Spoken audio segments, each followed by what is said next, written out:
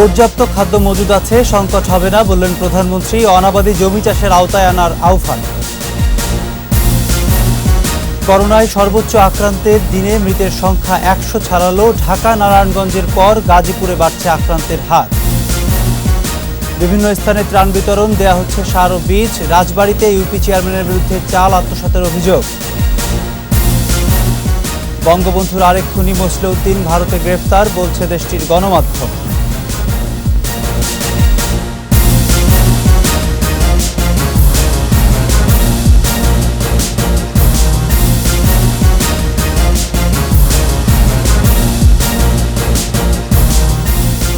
শুনছিলেন first security ইসলামী bank limited সংবাদ শিরোনাম। আমন্ত্রণ জানাচ্ছি রাত 11টার 21 সংবাদের সাথে আছি আমি প্রণব চক্রবর্তী। দর্শক, 21 টেলিভিশনের সংবাদ একই সাথে সরাসরি দেখতে পাবেন আমাদের ফেসবুক পেজ www.facebook.com/2124 অনলাইনে। দেশে পর্যাপ্ত খাদ্য মজুদ আছে। রমজানে নিত্যপণ্যে কোনো সংকট হবে না। সরবরাহ স্বাভাবিক রাখতে ব্যবস্থা নেবে সরকার। গণভবন থেকে ঢাকা ও ময়মনসিংহ বিভাগের ৮ জেলার সাথে ভিডিও কনফারেন্সে একথা জানিয়েছেন প্রধানমন্ত্রী শেখ হাসিনা। মন্দার হাত থেকে দেশের অর্থনীতি বাঁচাতে খাদ্য উৎপাদন ও মজুদে উদ্যোগী হওয়ারও আহ্বান জানিয়েছেন প্রধানমন্ত্রী। বিস্তারিত থাকছে রিপোর্টে। করোনা ভাইরাসের প্রাদুর্ভাবে সারা দেশের সার্বিক পরিস্থিতি জানতে ভিডিও কনফারেন্সে নির্দেশনা দিচ্ছেন প্রধানমন্ত্রী শেখ হাসিনা।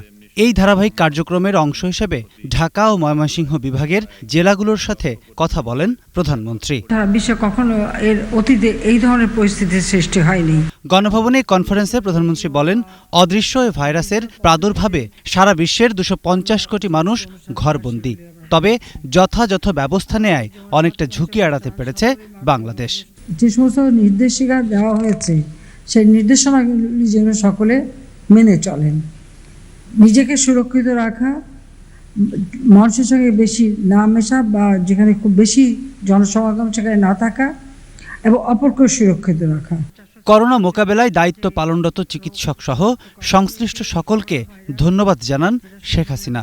বলেন, এপ্রিলে এর প্রাদুর্ভাব নিয়ন্ত্রণে সকলকে আরও সচেতন হতে হবে। সারা বিশ্বে যেখানে হাজার হাজার লোক প্রতিদিনে মারা যাচ্ছে, সেখানে বাংলাদেশে এখন আমরা যে এই এপ্রিল মাসে আজকে 20 তারিখ এখন পর্যন্ত যে আমরা নিয়ন্ত্রণ রাখতে পেরেছি, আমি মনে করি যে আমাদের জনগণ যদি আরেকটু সচেতন থাকেন, আরেকটু নিজেকে সুরক্ষিত রাখেন, তাহলে এটা সকলের পক্ষে নিয়ন্ত্রণ করা সহজ। মন্দার হাত থেকে দেশের অর্থনীতিকে বাঁচাতে খাদ্য মজুদ, উৎপাদন এবং অনাবাদি জমি চাষে বিশেষ উদ্যোগ নেওয়ার আহ্বান জানান প্রধানমন্ত্রী। আজকে এই করোনা ভাইরাসের জন্য সারা বিশ্বব্যাপী যে খাদ্য মন্দার সৃষ্টি হবে, আগামীতে হয়তো বিশ্বব্যাপী দুর্ভিক্ষ দেখা দিতে পারে, কিন্তু বাংলাদেশে আমরা যদি খাদ্য উৎপাদন করে আমাদের মজুদ রাখতে পারি, তাহলে আমরা সেই দুর্ভিক্ষে পড়ব না, বরং আমরা অনেককে সাহায্য করতে পারবো। 95,000 কোটি টাকার উপরে ইতিমধ্যে আমরা প্রণোদনা ঘোষণা করেছি। আমরা কেন করেছি এটা? এই জন্য করেছি যে আমাদের অর্থনীতিটাকে সচল রাখার জন্য। দেশে পর্যাপ্ত খাদ্য রয়েছে, তাই রমজানে নিত্যপণ্যের কোনো সংকট হবে না বলে জানান সরকার প্রধান। রমজান মাসে আরও বিশেষভাবে খাদ্য সরবরাহ যাতে হয়, আমরা তার ব্যবস্থা নেব। ইনশাআল্লাহ আমাদের খাদ্যের কোনো অভাব হবে না। তাছাড়া আমাদের এখন ধান উঠছে, আমরা আশা করি, এবং ধান কাটাও শুরু হয়ে গেছে। ইতিমধ্যে আমরা আমাদের আইন শৃঙ্খলা রক্ষাকারী সংস্থা বা সশস্ত্র বাহিনী যারা দায়িত্ব নিয়োজিত, তাদেরকে আমি বলবো যে যারা এই ধান কাটতে যাবে তাদের যেন যেতে পারে সেই ব্যবস্থাটা তাদের জন্য করতে হবে। গাজীপুরে সংক্রমণ হার তুলনামূলক বেশি, তাই সেখানে গার্মেন্টস সহ শিল্প কলকারখানা খোলার বিষয়টি বিশেষভাবে খতিয়ে দেখার আহ্বান জানান প্রধানমন্ত্রী শেখ হাসিনা। এই জেলাতে একটি শিল্প সমৃদ্ধ জেলা। প্রণব চক্রবর্তী, 21 টেলিভিশন, ঢাকা। কোভিড-19 সর্বোচ্চ আক্রান্তের দিনে মৃতের সংখ্যা 100 ছাড়ালো। এদিন মোট আক্রান্ত শনাক্ত হয়েছে 492 জন। আর 24 ঘন্টায় 10 জনের মৃত্যুতে মৃতের সংখ্যা এখন 101। আক্রান্তের সংখ্যা বেড়ে হয়েছে 2948। ঢাকা ও নারায়ণগঞ্জের বাইরে গাজীপুরে আক্রান্তের হার বাড়ছে। এরপরেই আছে কিশোরগঞ্জ ও নরসিংদী। বিস্তারিত স্মৃতিমণ্ডলের রিপোর্টে। আমাদের সিএমএসডির স্বাস্থ্য অধিদপ্তরের কোভিড-19 সম্পর্কিত নিয়মিত স্বাস্থ্য বুলেটিনে জানানো হয়, নমুনা সংগ্রহের হার আগের তুলনায় 10% বেড়েছে। একদিনে 2779 জনের নমুনা পরীক্ষায় রোগীর সংখ্যা 492, যা এ পর্যন্ত সর্বোচ্চ। আক্রান্তের সংখ্যা বেড়ে 3000 ছুঁই।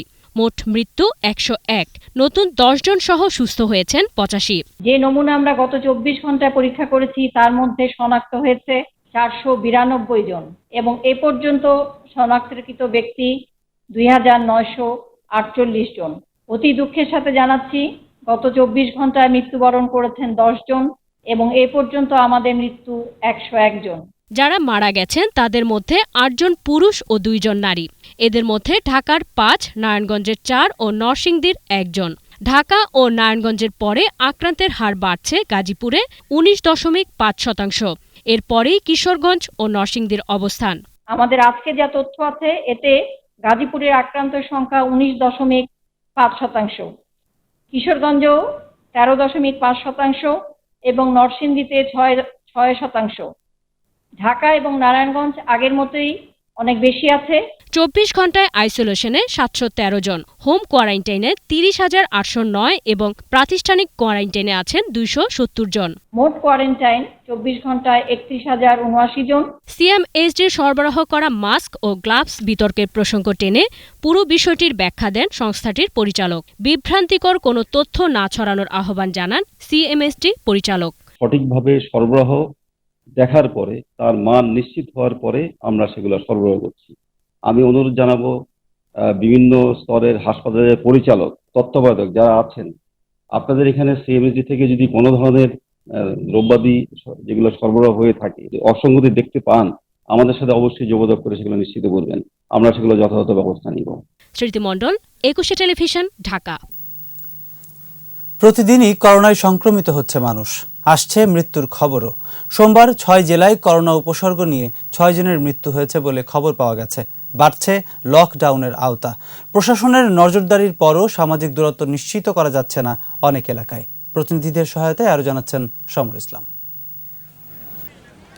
বরিশাল শেরেবাংলা মেডিকেল কলেজ হাসপাতালের করোনা ওয়ার্ডে চিকিৎসাধীন অবস্থায় একজনের মৃত্যু হয়েছে। সোমবার সন্ধ্যায় তার মৃত্যু হয়। মৃতের নমুনা সংগ্রহ করা হয়েছে। নোয়াখালীর চাটখিলে করোনা উপসর্গ নিয়ে এক নারীর মৃত্যু হয়েছে। তার নমুনা চট্টগ্রাম আইইডিআরসিতে পাঠানো হয়েছে। মৃতের বাড়িসহ ১৮ পরিবারকে লকডাউন করা হয়েছে। এদিকে ব্রহ্মপুর গ্রামে নারায়ণগঞ্জ থেকে আসা এক যুবকের করোনা পজিটিভ হওয়ায় তার বাড়িও লকডাউন করা হয়েছে।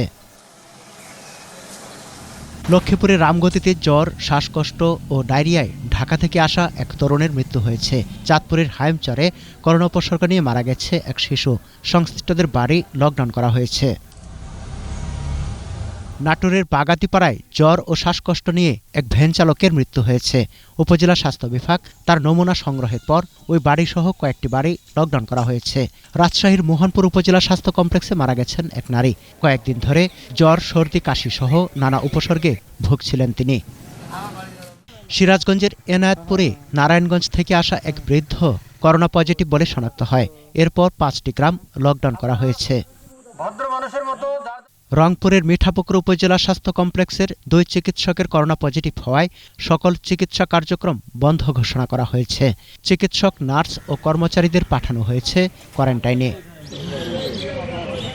দিনাজপুরে বাবা মায়ের পর ১.৫ বছরের শিশু করোনা পজিটিভ হিসেবে শনাক্ত হওয়ায় সকলকে বাড়িতে কোয়ারেন্টাইনে রাখা হয়েছে। কেরানীগঞ্জে আক্রান্তের সংখ্যা দাঁড়িয়েছে ৪৬। কক্সবাজার মেডিকেল কলেজের ল্যাবে ৪ জনের করোনা পজিটিভ শনাক্ত হয়েছে।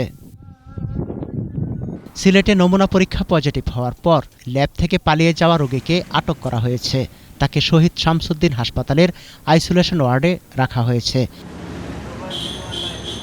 লালমনিরহাট, পঞ্চগড়, রংপুর সহ বিভিন্ন স্থানে সামাজিক দূরত্ব মানছে না সাধারণ মানুষ। সংক্রমণ এড়াতে মৌলভীবাজারের শ্রীমঙ্গলে সড়কগুলোতে স্প্রে করা হচ্ছে জীবাণুনাশক।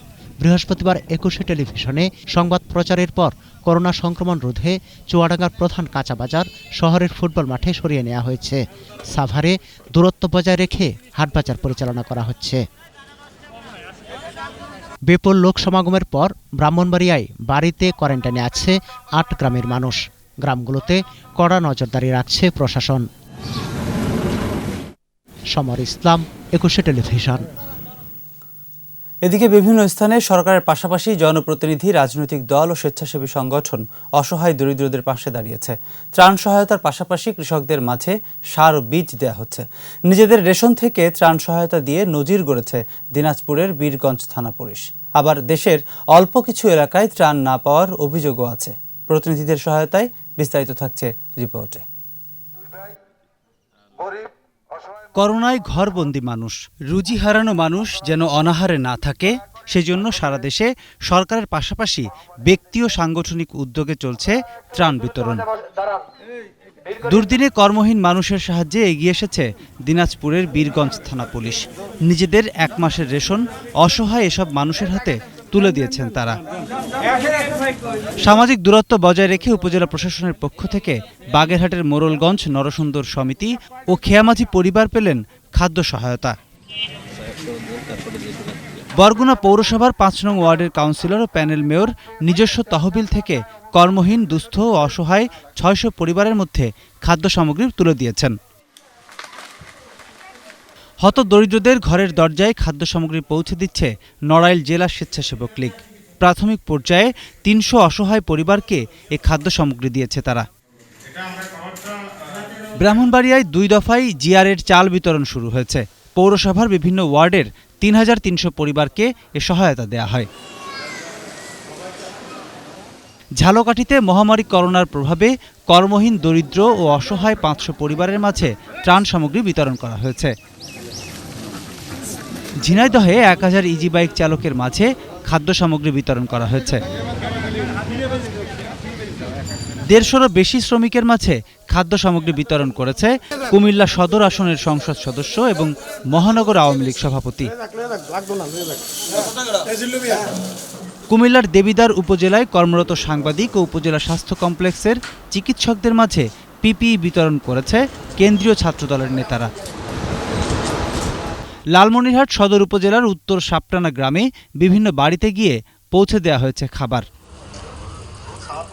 ঠাকুরগাঁওয়ে করোনায় লকডাউনে থাকা পৌর শহরে নিম্নবিত্ত পরিবারের মাঝে রমজান মাসের নিত্য প্রয়োজনীয় সামগ্রী বিতরণ শুরু করেছে শাহপাড়া যুব সমাজ। লক্ষ্মীপুর সদরের বসুদিহিতা গ্রামের নিম্ন আয়ের মানুষেরা গত 2 সপ্তাহেও কোনো ত্রাণ সামগ্রী পাননি। লকডাউনে ঘরবন্দি এসব মানুষ খাদ্য সংকটে পড়েছেন। জামালপুরে প্রয়োজনের তুলনায় অপ্রতুল ত্রাণ। দরিদ্র ও খেটে খাওয়া অনেক পরিবার ত্রাণ না পেয়ে কষ্টে আছেন।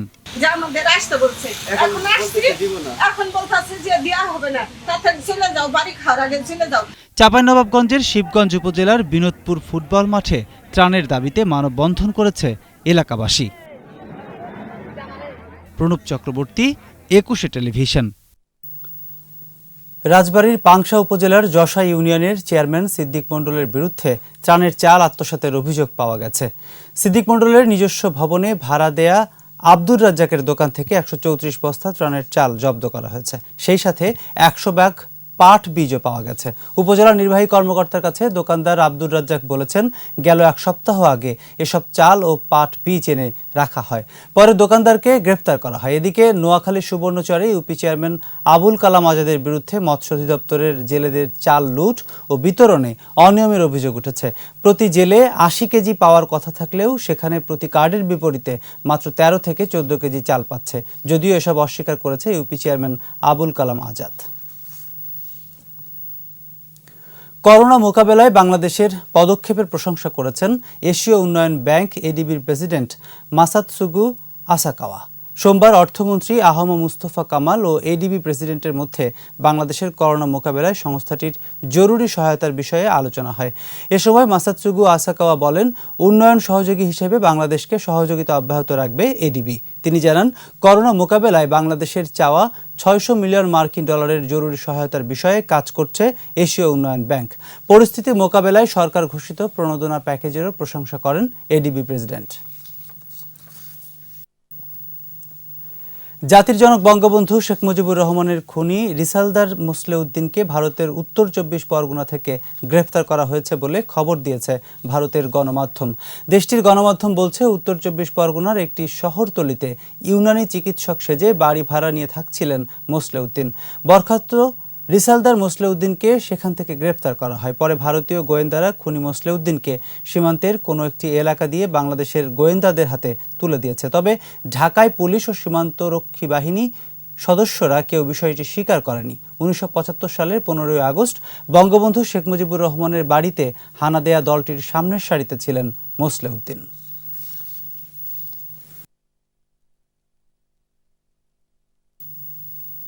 নিচ্ছি বিরতি। ঘরে থাকুন, সুস্থ থাকুন, নিরাপদে থাকুন।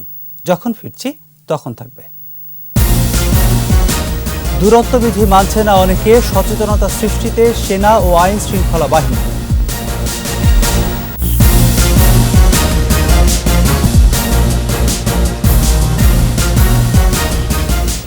আবারও আমন্ত্রণ রাত 11টার 21 সংবাদ।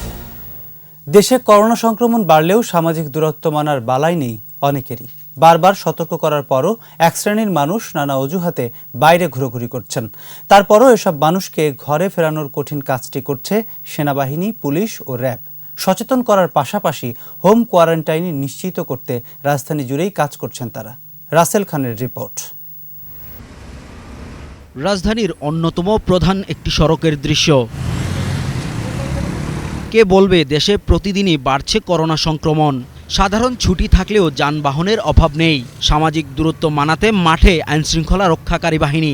তারপরও এক শ্রেণীর মানুষের কাণ্ডজ্ঞানহীনতা, নানা অজুহাত দেখিয়ে ঘোরাঘুরি। মানুষের চলাচল সীমিত করতে রাজধানী জুড়ে তল্লাশি চৌকি বসিয়ে জিজ্ঞাসাবাদ করছে পুলিশ।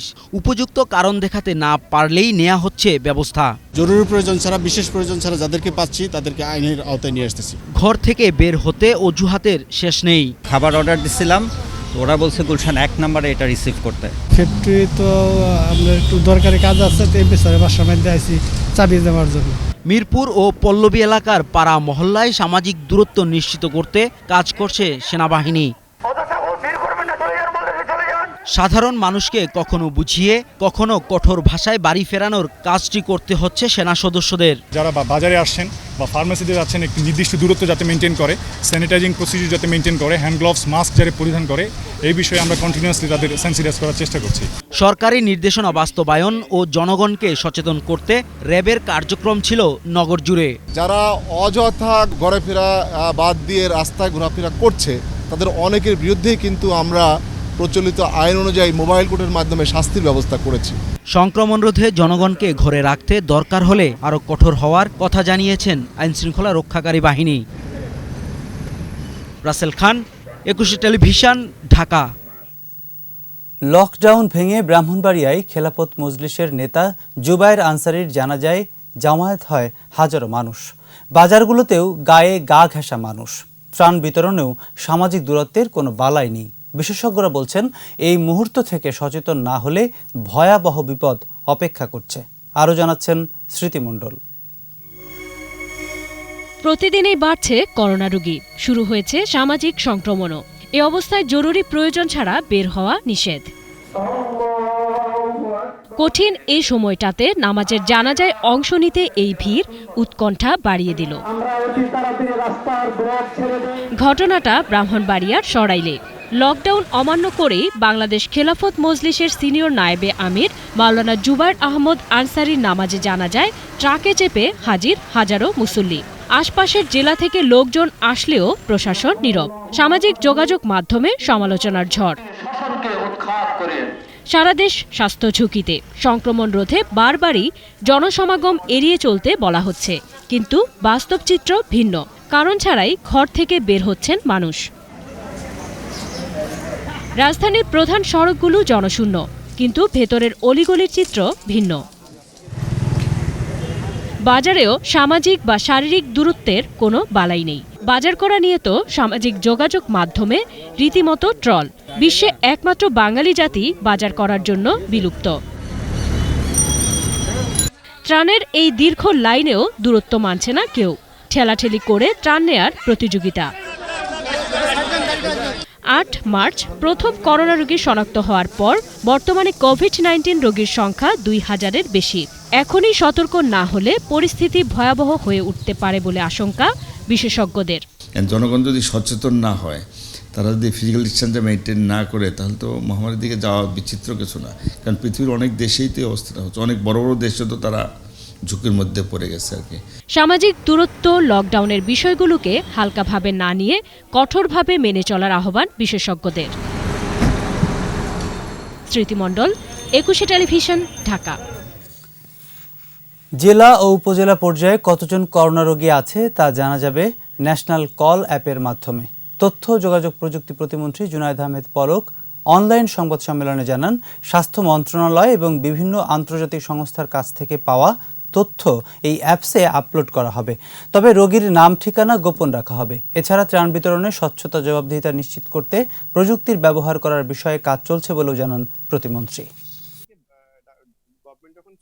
কোনো মানুষের নাম বা পরিচয়কে উন্মোচন না করে গোপন রেখে কোন কোন এরিয়াতে অধিক সংখ্যক কোভিড আক্রান্ত বা ঝুঁকিপূর্ণ মানুষজন আছে সেই বিষয়টিকে কিন্তু আমরা ম্যাপিং এর মাধ্যমে আমরা প্রদর্শন করছি। ত্রাণ কার্যক্রমে স্বচ্ছতা, দ্রুততা এবং জবাবদিহিতা নিশ্চিতকরণের জন্য প্রযুক্তির ব্যবহার করা, ডেটাবেজ করা, সেখানে আমরা কাজ হাত দিয়েছি। করোনা সংকট সামনে আসার পর বেরিয়ে গেছে দেশের স্বাস্থ্য খাতের খোল নলচে। শুধু অবকাঠামোই নয়, সংকট আছে চিকিৎসকের। করোনা মোকাবেলায় একেবারে শুরু থেকেই হাসপাতাল, পরীক্ষাগার সহ ধাপে ধাপে সব পরিকল্পনা নেওয়া হয়। এমনিতেই মফস্বল শহরগুলোতে আগে থেকেই চিকিৎসক সংকট আছে, তার উপর করোনা সংক্রমণের ব্যাপকতা এড়াতে অনেকেই বন্ধ রেখেছেন প্রাইভেট প্র্যাকটিস। এ অবস্থায় চিকিৎসক সংকটে এখন বড় সমস্যা হিসেবে দেখছেন বিশেষজ্ঞরা। আরও জানাচ্ছেন মোহাম্মদ নুরুন নবী। করোনা সংকটের চ্যালেঞ্জের মুখে চিকিৎসা খাত। দেশে সংক্রমণ শুরুর পর থেকেই বড় হাসপাতাল, ক্লিনিকের চিকিৎসকরা প্র্যাকটিসেও নিয়মিত নন। কোভিড-19 ছাড়াও অন্যান্য রোগে আক্রান্তরা ঘুরছেন একাধিক চিকিৎসা কেন্দ্রে। অদৃশ্য ছোঁয়াচে ভাইরাসের সংক্রমণের শঙ্কায় সবার মধ্যেই আতঙ্ক। আবার জেলা সদরগুলোতে থাকতে চান না চিকিৎসকরা। এরই মধ্যে দ্রুতগতিতে এগিয়ে চলছে করোনার মোকাবেলার নানা উদ্যোগ। হাসপাতাল, করোনা টেস্টের ল্যাব সবকিছুই হচ্ছে, কিন্তু চিকিৎসক কোথায়? জনবল যা আছে হয়তো আরো লাগবে। হাসপাতালে ওইরকম হাসপাতাল তৈরি করতে হবে, সেখানে চিকিৎসক লাগবে, নার্স লাগবে, অন্যান্য স্টাফ লাগবে। আবার অনেক জায়গায় ধরেন আইসিইউর একটা ব্যাপার আছে। যদিও সরকার চিকিৎসকদের জন্য নিরাপত্তা সরঞ্জামের ব্যবস্থা সহ তাদের ঝুঁকির কথা মাথায় রেখে প্যাকেজ ঘোষণা করেছে, তাই চিকিৎসক যারাই আছেন সেবা না দিয়ে অন্য পথে হাঁটার কোনো সুযোগ তাদের নেই। ডাক্তার চিকিৎসা করতে গেলেও তার ফ্যামিলি হয়তো বাধা দিচ্ছে। ডাক্তার ভয় পেতেই পারে, তারপর তাকে চিকিৎসা করতে হবে। তাকে সুরক্ষা, পার্সোনাল প্রোটেকশন, তার নিরাপত্তা, তার খাওয়া দাওয়ার ব্যবস্থা, এগুলো কিন্তু গভর্নমেন্টকে এনশিওর করতে হবে। তবে বাস্তবতা বিবেচনায় একেবারে মফস্বল শহরে নয়, বরং চিকিৎসক ও অবকাঠামো আছে এমন স্থানেই করোনা চিকিৎসার প্রচেষ্টা সরকারের। সরকারি বলেন, প্রাইভেট, গভর্নমেন্ট যেগুলো নিচ্ছে, রোগী ওখানেই ভর্তি করতে হবে, ওখানেই চিকিৎসা করতে হবে আর কি। মোহাম্মদ নুরুন নবী, 21 টেলিভিশন, ঢাকা। করোনায় ঘরে থাকার নির্দেশনা দীর্ঘ হলে শিশুদের মনোবিকাশ বিঘ্নিত হওয়ার আশঙ্কা থাকে। সে কারণেই শিশুদের কাছে তথ্য গোপন না করে প্রকৃত সত্য জানানোর পরামর্শ দিয়েছেন বিশেষজ্ঞরা। এমনকি করোনায় যে কোনো পরিস্থিতির জন্য শিশুদের মানসিকভাবে প্রস্তুত রাখার কথাও বলছেন তারা। স্মৃতি মণ্ডলের ধারাবাহিক রিপোর্টের শেষ পর্ব আজ। স্কুল বন্ধ, বন্ধুদের সাথে দেখা নেই দীর্ঘদিন, নেই খুনসুটি, খোলা আকাশের নিচেও যাওয়া হয় না অনেক দিন। এভাবেই ঘরবন্দি অবস্থায় কাটছে এক একটা দিন। স্কুল নাই বলে বাইরে যেতে দিচ্ছে না। এই করোনার জন্য মানুষ অনেক আতঙ্কে রয়েছে। ঘর থেকে এত ভালো লাগছে না, এই জন্য আমরা ইউটিউব দেখছি, পড়ালেখা করছি। প্রজাপতি জানে দেশ করোনা আক্রান্ত। এ অবস্থায় ঘরে থাকতে হবে, নিয়ম মেনে চলতে হবে। সে জানে হাত ধোয়ার কৌশলও। সাবান দিয়ে ভালো করে হাত ধুতে হবে, সেটা একবার এইভাবে ঘষে ঘষে এভাবে নখ পরিষ্কার। কঠিন এই সময়টাতে শিশুদের ওপর নেতিবাচক প্রভাব ফেলবে আশঙ্কা বিশেষজ্ঞদের। শিক্ষা প্রতিষ্ঠান বন্ধ থাকা এবং বাইরের যোগাযোগ বিচ্ছিন্ন অবস্থায় সামাজিক দক্ষতা দুর্বল হচ্ছে শিশুদের, সেই সাথে বিকাশের পথেও বাধা।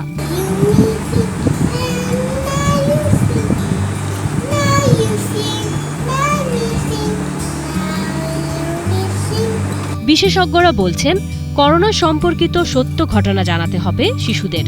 কোনো গুজব যাতে শিশুদের বিভ্রান্ত করতে না পারে তাও নিশ্চিত করতে হবে। বিভিন্ন আচরণজনিত সমস্যা, উদ্বিগ্নতার সমস্যা, খিটখিটে মেজাজ, রাগ করা, কান্না করা, কারো কারো বিছানায় পেশাব করার মতো ঘটনাও ঘটতে পারে। এক্ষেত্রে অভিভাবক ও শিশুদের জন্য আমাদের প্রথম পরামর্শ হচ্ছে শিশুদেরকে প্রকৃত তথ্য জানাতে হবে। একই সাথে পার্সোনাল প্রোটেক্টিভ ইকুইপমেন্ট পিপিই পরিহিত স্বাস্থ্য খাতের কর্মীদের সাথে শিশুদের পরিচিত করানোর পরামর্শ বিশেষজ্ঞদের। পরিবারের কেউ আক্রান্ত হলে তাকে বিচ্ছিন্ন করা হতে পারে, বিষয়টি শিশুদের জানিয়ে রাখতে হবে।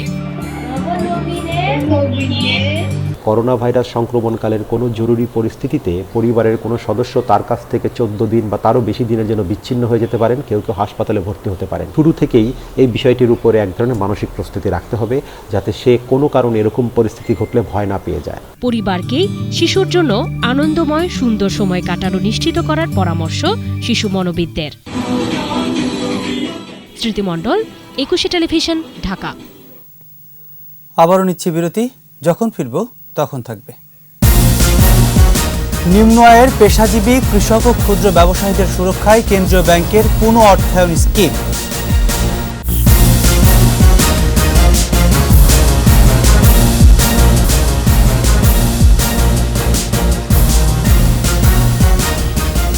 আমন্ত্রণ আবারও রাত 11টার 21 সংবাদ। করোনা পরিস্থিতিতে বিমান বাহিনীর সহায়তায় আটকে পড়া মালদ্বীপের নাগরিকদের নিজ দেশে পাঠানো হয়েছে। সোমবার মালদ্বীপের 71 জন নাগরিক ও মালদ্বীপে অবস্থানরত বাংলাদেশিদের করোনা চিকিৎসা সেবা প্রদানের জন্য 10 সদস্যের একটি সশস্ত্র বাহিনী মেডিকেল টিম নিয়ে ঢাকা ছেড়েছে বাংলাদেশ বিমান বাহিনীর একটি C-130 যে পরিবহন বিমান। বিমান বাহিনীর 15 সদস্যের এয়ার ক্রু এর সমন্বয়ে গঠিত এই মিশন সুসম্পন্ন করতে বিমান বাহিনীর প্রধান air chief marshal Mashiuzzaman Serniabat প্রয়োজনীয় দিক নির্দেশনা প্রদান করেন।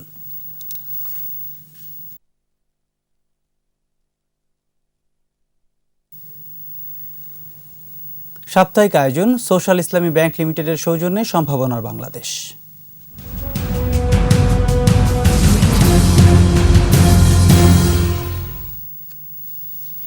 এবার গমের ফলন লক্ষ্যমাত্রা ছাড়িয়েছে। করোনা প্রভাবে সম্ভাব্য খাদ্য সংকট মোকাবেলায় তা সহায়ক হবে বলে মনে করছে কৃষক ও কৃষিবিদরা। এদিকে খাদ্য উৎপাদন বাড়াতে প্রধানমন্ত্রীর আহ্বানে সাড়া দিয়েছেন বাংলাদেশ গম ও ভুট্টা গবেষণা ইনস্টিটিউট।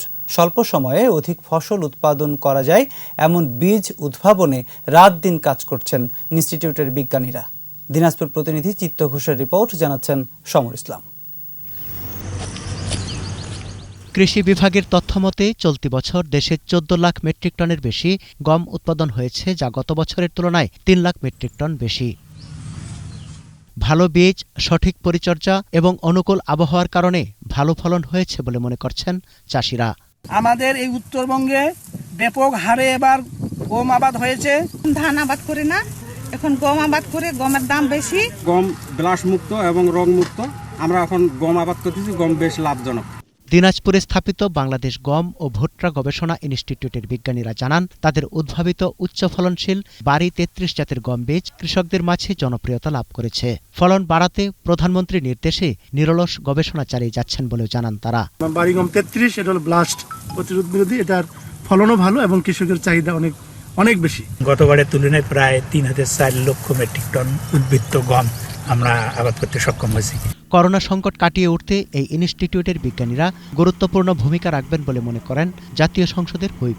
আমরা অত্যন্ত আশাবাদী যে আমাদের এই গম এবং ভুট্টা গবেষণা ইনস্টিটিউট বাংলাদেশের খাদ্য চাহিদা পূরণে এবং বিদেশ থেকে যে আমরা গম আমদানি করি সেই আমদানি করার ঘাটতি পূরণে গুরুত্বপূর্ণ অবদান রাখবে। কৃষক, কৃষি বিজ্ঞানী এবং কৃষি ব্যবস্থাপকরা একসঙ্গে কাজ করলেই কৃষি উৎপাদন বাড়বে।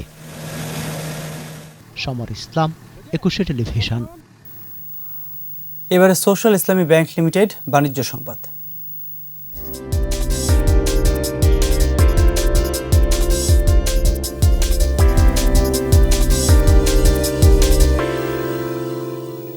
করোনার প্রভাবে ক্ষতিগ্রস্ত নিম্ন আয়ের পেশাজীবী কৃষক ও ক্ষুদ্র ব্যবসায়ীদের সুরক্ষায় নিজস্ব তহবিল থেকে ৩,০০০ কোটি টাকার পুনঃ অর্থায়ন স্কিম চালু করেছে বাংলাদেশ ব্যাংক।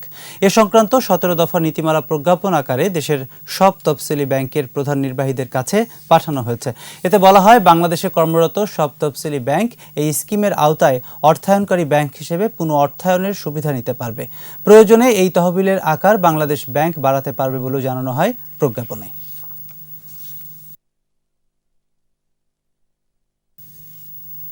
এর সাথে শেষ করছি রাত ১১টার ২১ সংবাদ। যাবার আগে ফার্স্ট সিকিউরিটি ইসলামী ব্যাংক লিমিটেড সংবাদ শিরোনামগুলো আরও একবার।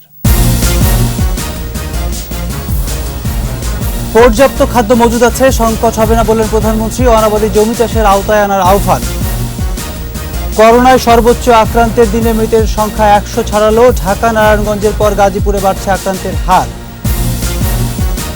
বিভিন্ন স্থানে ত্রাণ বিতরণ, দেয়া হচ্ছে সার ও বীজ। রাজবাড়ীতে ইউপি চেয়ারম্যানের বিরুদ্ধে চাল আত্মসাতের অভিযোগ। বঙ্গবন্ধুর আরেক খুনি মসলেউদ্দিন ভারতে গ্রেফতার, বলছে দেশটির গণমাধ্যম।